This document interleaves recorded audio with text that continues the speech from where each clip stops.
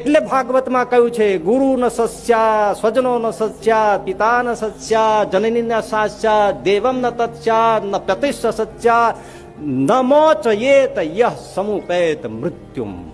જન્મ મરણ ગર્ભવાર લક 84 માંથી જે ન છોડાવે તે ગુરુ નથી, માતા નથી, પિતા નથી, સ્વજન નથી. સાચો ગુરુ શિષ્યોની આ વાતની ચિંતા કરે. એ ભાઈ ભજન ઘટાડતા નહીં, એ ભાઈ કથા વાર્તા બેસજો, ધ્યાન કરજો, 5 માનસી ભૂલતા નહીં, વ્યવહાર કરજો, પણ આ ઓછું ન થઈ જાય. આ ધ્યાન સતત રાખજો. એ સાધુ શિષ્યોને કહ્યા રાખે એટલું જ નહીં, પાછી તકેદારી રાખીને જોયા કરે, માળા કરે છે કે નહીં, માંજી કરે છે કે નહીં, શાસ્ત્ર વાંચન કરે છે કે નહીં, કથા વાર્તા શ્રવણ કરે છે કે નહીં, સભામાં બેસે છે કે નહીં, એ જોયા રાખે.